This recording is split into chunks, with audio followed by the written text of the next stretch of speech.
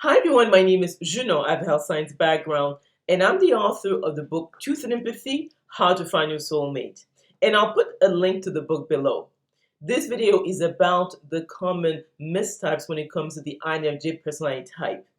I hear people who believe that they are that type, or they know many people who are INFJs, but I think that we have to dig deeper and understand subtly about different personality types to really identify who someone truly is. So one thing that comes to mind has to do with the fact that when you look at the 16 personality types, there are four who are feelers and introverts. So we have the ISFJ, we have the INFP, obviously we have the INFJ, but also we have the ISFP. So a lot of people, when they read the characteristics of an INFJ, say, well, that must be me because I am a feeler, I'm empathetic, I like to spend time alone, I'm the type of person who, let's say, wants to bond with my loved one, things of the sort. So, but we have to understand subtleties about these personalities to understand that actually the likelihood that someone being an INFJ is more the exception than the rule. So before we can say someone's an INFJ, we have to really look at these three other personality types who are also introverts and who are feelers. So if we compare the ISFJ and the INFJ, and that is pretty common because if you look at the world, uh, 85% of people are sensors. So you will encounter a lot more ISFJs than INFJs. So if we look at the ISFJ compared to the INFJ, is that the ISFJ is the sensor version of the INFJ. So if you look at their function type, it's very much alike, and that's why it can be confusing. So they're both obviously judgers. They both have extrovert feeling as their second function. They have introvert thinking as their third function. So how can you tell them apart? First of all, the ISFJ has among the lowest energy because they're sensor judges. So they are not universal healers. Actually, they're the type of people who actually will drain others if you spend kind of quite a bit of time with them. They're also the most likely to have mental health issues because their brain dominance is beta, so around 15 to 16 cycles per second. So they tend to more hyperventilate because the brainwave dominance will determine someone's resting breathing rate.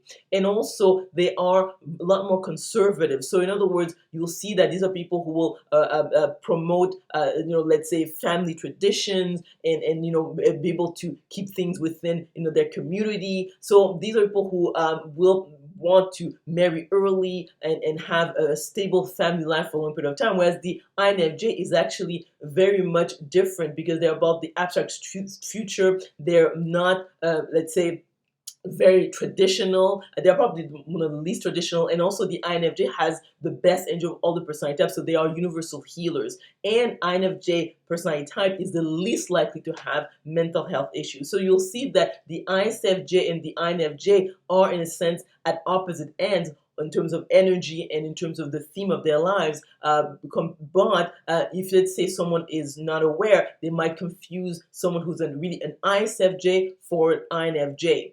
The other personality type that can be kind of confusing is someone who is an ISFP who believes that they're an INFJ. And that is trickier because the ISFP tends to have good energy. So you'll see that compared to all the other, let's say, sensors, they are the most intuitive as well. So if you look at their function stack, they have introverted intuition as their third function. So many people who are ISFJs say, well, yeah, I'm very intuitive. Like I sense, subtleties about, the environment. I pick up on sort of like the non-verbal aspect of an interaction. But again, when it comes to their brainwave dominance, they have a slow beta. So they have around, like, in terms of brain dominance, around 12 cycles per second. So their resting would be about 12. So they're not universal healers. And also, these are people who tend to have a short attention span. So the INFJ has among the longest. I mean, we're talking about like yogi masters and Buddha and Jesus Christ. So these are people who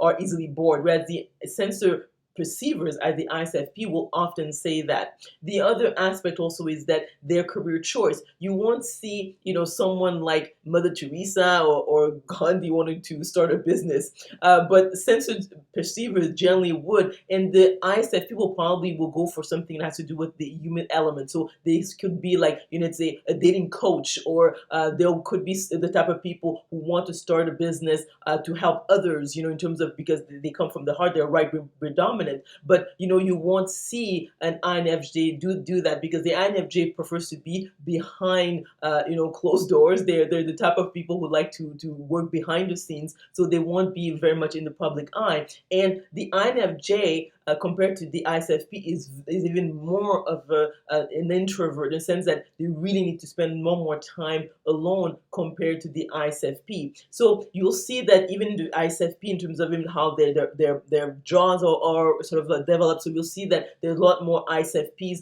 who don't have space for do straight teeth. Again, has to do with the resting breathing rate, and I've discussed that in my other videos, and I'll put a link to so people can understand. So the ISFP is more likely to have mental health issues than the INFJ. Actually, the INFJ is, like, as I've said many times, is it's very almost impossible for them to have mental health issues like depression, anxiety, bipolar disorder. So this is something also that we can point to, either someone is a sensor perceiver versus an INFJ. So again, this is something that can be kind of confusing, and the INFJ, having extroverted feeling at their second function, they're very much about bonding with their loved ones. Whereas the ISFP has a feminine but spontaneous way of interacting. So although they might be close to certain people, but not to the degree of the INFJ. And actually, you'll see that the ISFJ is more likely to interact with their loved ones like the INFJ, because they also have a feminine and orderly way of interacting. And the ISFP is also least likely to be as reliable, reachable, structured as the INFJ. So you'll see a difference there.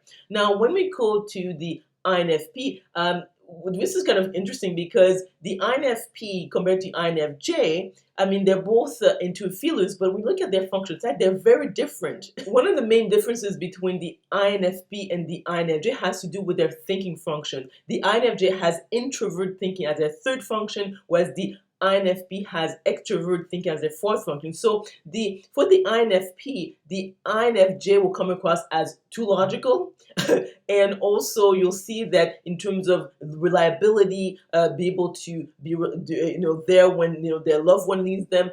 A person is better off being with the INFJ. The INFP can be there, but really, when you look at their function stack, their first function has to do with introverted feeling. So it's really about their own ethics on morals. So, and the INFJ may look at the INFP and think that this person is really very much self-absorbed. The INFP will not be, let's say, be good in math and science, and will not be interested in these topics, but the INFJ would, because they have introvert thinking as their third function. So that's how you can tell them apart. So to summarize is that, yes, it is not sometimes easy to tell some personality types apart, especially when, let's say, a lot of people want to feel special, so they want to be the INFJ personality type. But if you actually look at the other intuitive feelers who are introverts, you will see that, yes, if you actually understand better their function and also the sequence of their function, you're able to tell them apart. So let me know if you agree or disagree with this analysis of common mistakes when it comes to typing the INFJ personality type by commenting below. If you like this video, if you learned something, please click on the like button. Also remember to click on the notification bell to be notified of the videos I'm going to be making. Also subscribe to my channel, and we will talk soon.